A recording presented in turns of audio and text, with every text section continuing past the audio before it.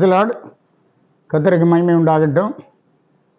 நம்முடைய தேவனாகிய கர்த்தர் உயர்ந்தவராயிருந்தும் தாழ்மையுள்ள அவருடைய ஜனத்தை நோக்கி பார்க்கிற தேவனாயிருக்கிறார்.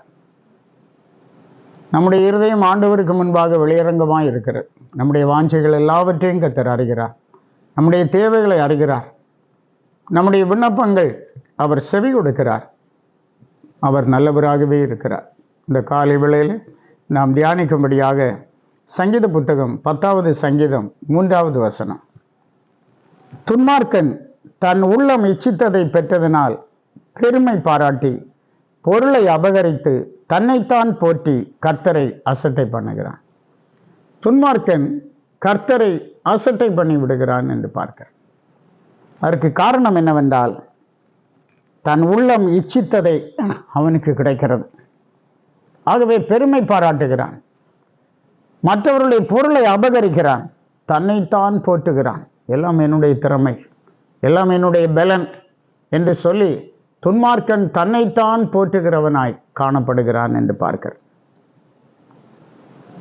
இன்னும் சொல்லும்போது அடுத்த வசனத்தில், துன்மார்க்கன் தன் கர்வத்தினால் தேவனை தேடான், தேவன் அவன் நினைவுகள் எல்லாம் தேவன் இல்லை என்பதை. துன்மார்க்கன் தன் கர்வத்தினால் ஆண்டவரை தேடுகிறதில்லை. அவனுக்கு கர்வம் இருக்கிறது. அவன் பெரியவன், அவன் பெரிய அந்தஸ்தில் உள்ளவன், அவன் என்ன வேண்டுமானாலும் செய்ய முடியும் அவனால் என்கிறதான ஒரு கர்வம் அவனுக்கு இருக்கிறபடினாலே அவன் ஆண்டவரை தேடுகிறதில்லை என்று நாம் பார்க்கிறோம். அவன் நினைவுகள் எல்லாம் தேவன் இல்லை என்பதை. இன்னைக்கு நம்முடைய நினைவு என்ன? கர்த்தர் இருக்கிறார், என்னை பார்க்கிறார், என்னை சோதிக்கிறார், என்னை அறிகிறார் என்கிறது நமக்கு தெரியும். துன்மார்க்கனுடைய நினைவுகள் எல்லாம் தேவன் இல்லை என்கிறது தான் என்று பார்க்கிறோம்.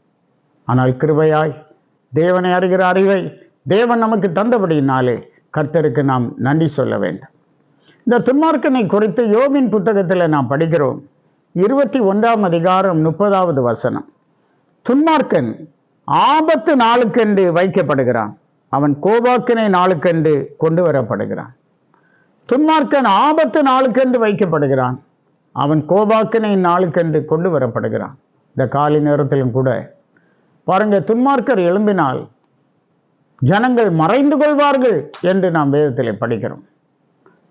அவன் ஆபத்து நாளுக்கென்று வைக்கப்படுகிறான், அவன் கோபாக்கினை நாளுக்கென்று கொண்டு வரப்படுகிறான். இந்த துன்மார்க்கனை ரட்சிக்க வேண்டும், இந்த துன்மார்க்கனுக்கும் ஆவிக்குரிய அனுபவங்களை கொடுக்க வேண்டும் என்கிறதுதான் தேவனுடைய நோக்கமாயிருக்கிறது. ஒருவரும் கெட்டுப்போகிறது எனக்கு சித்தமில்லை என்று ஆண்டவர் சொல்கிறார். இந்த காலை நேரத்தில் ஏசாயா தீர்க்கதரிசியின் புத்தகம் 55ஆம் அதிகாரம் 7ஆம் வசனம் வாசிக்கும் போது, துன்மார்க்கன் தன் வழியையும் அக்கிரமக்காரன் தன் நினைவுகளையும் விட்டு கர்த்தரிடத்தில் திரும்ப கடவன் என்று சொல்லப்பட்டிருக்கிறது. அவர் அவன் மேல் மனதுருகுவார், நம்முடைய தேவனிடத்திற்கு திரும்ப கடவன், அவர் மன்னிக்கிறதற்கு தயை பெருத்திருக்கிற தேவனாயிருக்கிறார். ஆண்டவர் துன்மார்க்கன் மேல் மனதுருகுகிற கர்த்தராக இருக்கிறார். ஆகவே துன்மார்க்கமான அனுபவங்களை உதறி தள்ளிவிட்டு நம்மேல் மனதுருகுகிற ஆண்டவரை நாம் நோக்கி பார்க்க வேண்டும். அவர் நமக்கு இறங்குவார், அற்புதத்தை செய்வார், அதிசயத்தை செய்வார். அவரால் கூடாத காரியம் ஒன்றுமில்லை. ஜெபிப்போம். கிருபையுள்ள நல்ல ஆண்டவரே, நன்றியோடு துதிக்கிறோம். மிகவும் ஆசீர்வாதிக்கப்பட்டதான இந்த அருமையான நேரத்துக்காக ஆண்டவருக்கு நன்றி சொல்லுகிறோம். நீர் நேற்றும் இன்றும் என்றும் மாறாதவராக இருக்கிறீர். அந்தகார வல்லமைகள் மேல் ஜெயம் தருகிறீர். எல்லா நன்மையாலும் நிரப்புகிறீர். சகல போராட்டங்களுக்கு விலக்கி விடுவிக்கிறீர் ஆண்டவரே. ஆண்டவரே, துன்மார்க்கன் ஆபத்து நாளுக்கு என்று வைக்கப்பட்டிருக்கிறார். ஆண்டவரே, ஸ்தோத்திரம் ஆண்டவரே.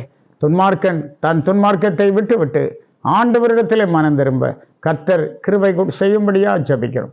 பலப்படுத்தும் ஆண்டவரே. ஒருவரும் கெட்டு போகிறது உமக்கு சித்தம் இல்லையா ஆண்டவரே?